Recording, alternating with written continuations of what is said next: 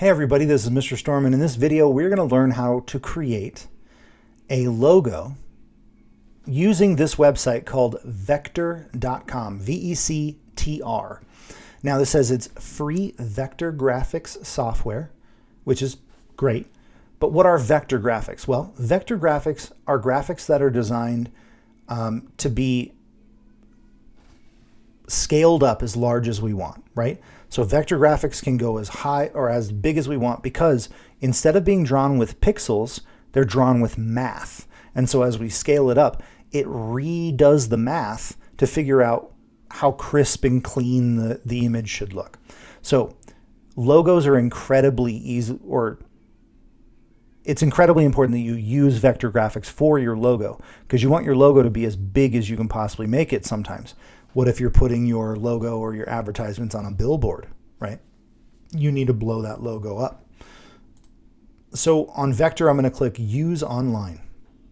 Now, this is going to ask me to do you want to go through our whole thing? No, I'm not going to worry about it. Now, down here, this says, this is a temporary file. Sign up or log in to save your work. If you want to save your work, which I highly recommend, you're going to want to sign up for a free Vectr account. You can click sign up and just click the login with Google button and then sign in with your Google account. And now I'm there, right? But it also says, or it says right now, this is a temporary file. Click here to copy it to your account. So I'm going to do that. Now it's copied to my account. Now I can save my work, okay? It's very important that you remember to do that because if you don't, you're not going to be able to save your work. Okay, so here's how we're going to make our logo. Over here we have our main tools. We have a rectangle tool, rounded rectangle, ellipse, pen tool, pencil tool, a text tool. Then we have we can upload images, and we have more shapes here that we can use as well. I'm going to start with this X shape, and I'm just going to show you what happens when we create a shape in Vectr. So I'm going to start with this X shape. X is a pretty good image to start with for a logo. I really don't have an idea for what I want my logo to be. I don't even really have a logo. Actually, I kind of do. Let me show you something really quickly. So this is my company that I started. It is an online, publishing company. Right? And this logo right here, I actually made this logo in a Vectr program. It's not, it's not Vectr, the one that we're using. Mine was a paid program. But my logo is pretty complicated, but it looks really good on the outside of a printed book. So my novels are printed through here. Anyway, so this is my website. So that's what my logo looks like. I'm not going to recreate that logo, though. It's a bit complicated. Okay. So I'm just going to play around and we're going to see what we can do with this. So I have this shape here now. Over here on the side, I have some options. I can change the color of the shape. Now I would recommend maybe sticking to black and white for the logo, at least for the first pass, and then start varying the colors and see if something looks good. Now remember back to your brand identity assignment and remember the colors that you chose as colors that are going to represent your brand. Those colors are going to help you decide which colors to use in this step. All right.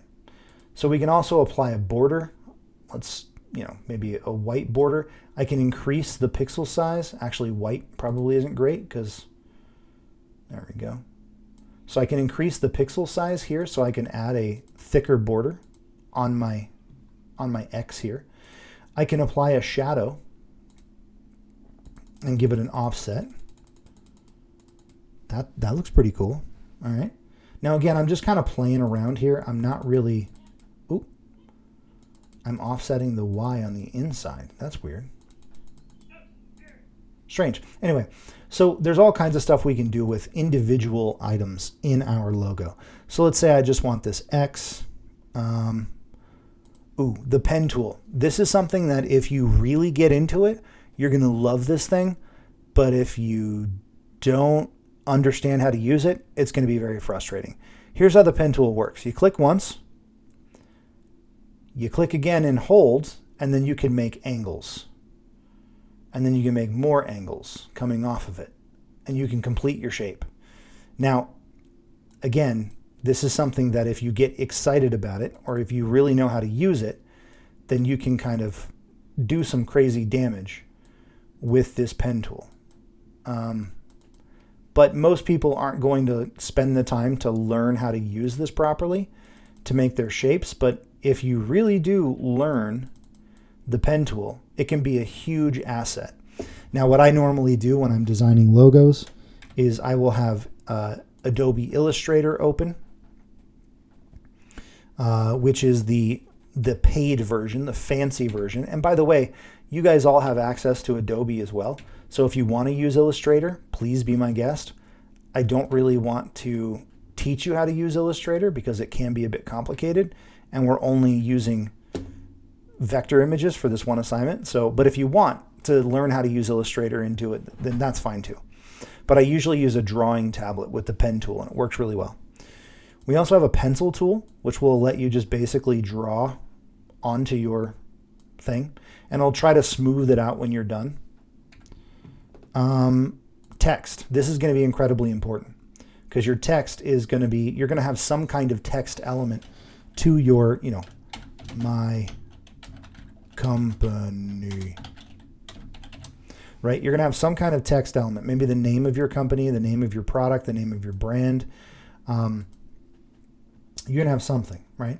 Now, notice that with my text tool here selected, I have a lot of options. I can change the font size, make it much bigger, which I'm going to want to make it big.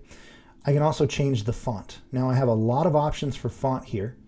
Now these may not be the same options as the fonts that you chose in your brand identity assignment. Try to find ones that are close enough to what you're looking for, right? All right, we can change the line height, which isn't really doing anything to this font. That's okay. Let's change the color to a darker, maybe like a gray. Sure, whatever. Now the gray kind of blends in with my shadow there. So maybe change it to a red. That'll stand out. I'm just kind of playing around with it right now. And you can apply a shadow to your text as well if you want. Anyway, so play around with this. Find a good design that you really like, one that you're comfortable with, one that looks good for your specific brand. And then when you're done, what you're going to do is you're going to click this export button. And you're going to export your logo as a PNG. So let's change it to, actually SVG is fine. Now let's do PNG. You're going to export it as a PNG, and you're going to click download. And it's going to download my logo. It's going to download your logo as an image file. And you can open that image file and see what it looks like. So there's my logo, my very not great looking logo that I slapped together very quickly. Yours is going to look better, and yours better look better, because this is the logo that you're going to be staring at for the rest of the semester, because you're going to build advertisements with this logo on it. You're going to build a website with this logo all over it. So make sure you actually like the logo that you're building. Okay, that's it for me. Have fun. Come up with something cool. I can't wait to see what you guys come up with.